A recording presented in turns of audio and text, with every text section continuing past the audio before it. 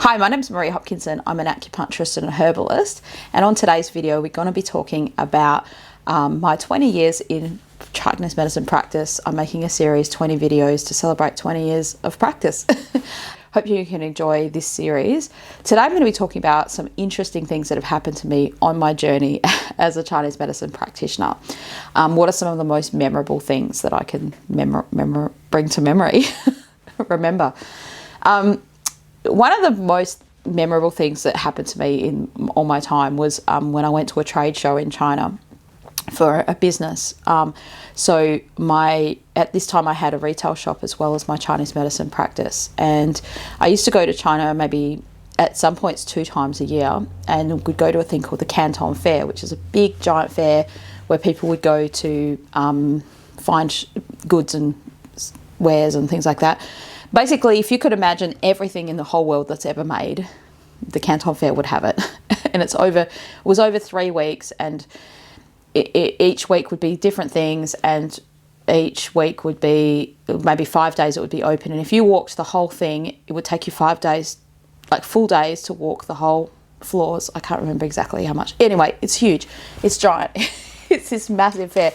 And all people from all over the world come, like people who own Walmarts and all kinds of places, and they had a medical section, and I used to go to that week and look for innovative products and things that I could sell in my retail shop, and import and things like that. And also if you had products you wanted to make, so I make herbal teas and I make different kinds of things, and I would look for packaging suppliers and people that could help me with those kinds of stuff, so that would help you get innovative packaging and different kinds of things. Anyway, so one of these days I was there, and I used to go with a friend who was also had a shop, and we would go together because it's much more fun doing things together. Now, he had a furniture store, and I had my herbal tea business and my clothing shop and things like that. And he would help me and I would help him, because it's really hard to choose things when you're by yourself, right? You get bamboozled.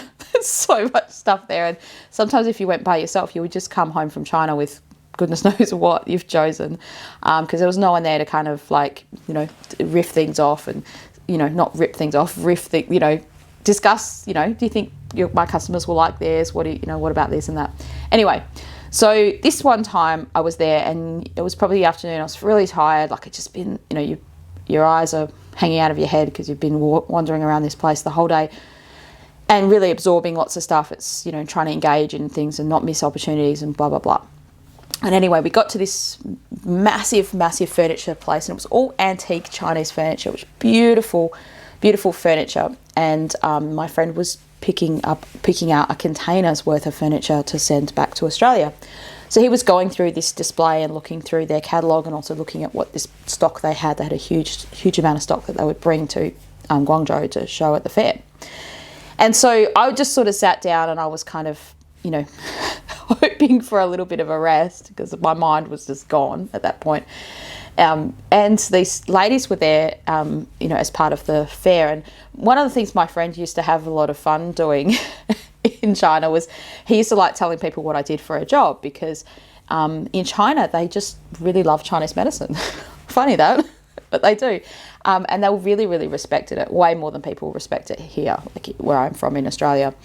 You tell people you do Chinese medicine, they're like, what is that? Do you have to study for that? Is it kind of like, Anyway, you tell people you do Chinese medicine in China, and you tell them you're a doctor in Chinese, and they're like, wow, they think, you must be amazing. They really reverence the medicine there. They think it's great.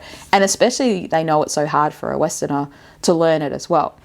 And so they really respect it. And these ladies were like, wow, so great, amazing. And you could tell that I could speak a bit of Chinese, and they were, wanting to talk a bit of Chinese with me. And I was just tired. I kind of was like, yes, okay, no problem. Yes, I do, I do China. And they're like, oh, herbs, oh, you check the pulse? Oh, and like they were going like this, And I was like, yes, I do that. And anyway, this lady, in the middle of this fair, like there's thousands and thousands of people all here, right? Out in in this place, like walking past the trade show. I'm sure you can imagine what a trade show is kind of like. Just think of a busy market, right? Anyway, she sat down next to me, and she said, she goes, I just had a baby, and my breasts are really distended. And I don't want to touch here because I've got the microphone on me, but she was like, oh, my breasts are really distended. And she started grabbing her breasts like this. And then she grabbed my hand she put my hands on her breast and she was like, feel how distended my breasts are, like from, you know, from the milk supply thing issue. And I was like, oh, okay. Like, one thing that just grabs me about Chinese culture is they're not shy, and they're used to like lots of people around. Like in Australia, you'd never have someone in a public place tell you about their breast distension, probably, but also secondly, you know, ask you to feel their breasts, grab your hands, and, you know, that kind of thing. And I was like, oh, this is making me like, I was feeling uncomfortable, because I was thinking, wouldn't you be uncomfortable in this situation? But she was obviously not uncomfortable. You know, like, you've probably heard me talk about informed consent and things like that on this channel. It's not, touching people's breasts isn't something that you would do as a practitioner unless you've obtained, I mean, I guess her grabbing my hands and putting my hands on her breasts is her way of telling me she's informed consenting me. Anyway, so there was that, and I said, oh, okay. So, you know, I was just, I was asked to feel someone's breast in a trade show as part of my job. And then she said, oh, could you feel my pulse, and could you write me some herbs, and I'll pick them up at the pharmacy on my way home. Like, she just trusted me instantaneously is what I'm getting at. And that was really cool. And so, yeah, I felt her pulse, and I gave her some herbs. I said, you know, you can, like, you know, because the thing in China is you can write out a prescription, and there are little pharmacies you can go to that it doesn't have to be like that. You can just buy herbs from a market. You can just, there's a lot of little places like that. That's what I would do sometimes when I was sick. There was hospitals there that you could go to, but you'd need a doctor's prescription to get that. But there were these like pharmacies in Guangzhou that I had found a number of these places where they just had herbs sort of behind them, sorry. And they would dispense the herbs out. And I remember one time I went in there because I was like, oh, there were some herbs I wanted to try that you can't get in Australia.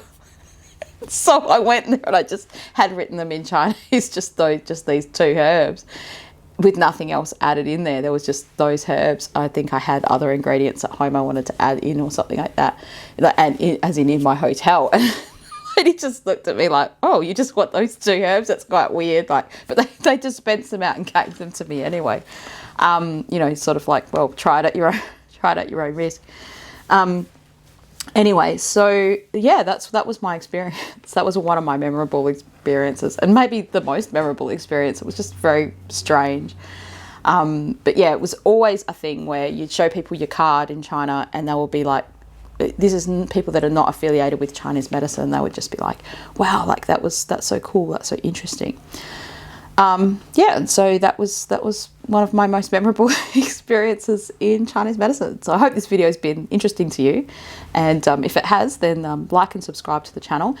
We normally don't just talk about this stuff, about my life. This is something special I'm doing for this year, and these videos will be spaced out through the year. So, but normally we talk about dampness and dryness and blood deficiency, and, you know, how to help yourself with healthy diet, lifestyle, acupressure, that kind of stuff. And so if you've got a question about Chinese medicine, you can pop it in the comments below and I'll try to answer it. Yeah, thank you so much for your attention, and I look forward to seeing you again on the next video soon. Thank you.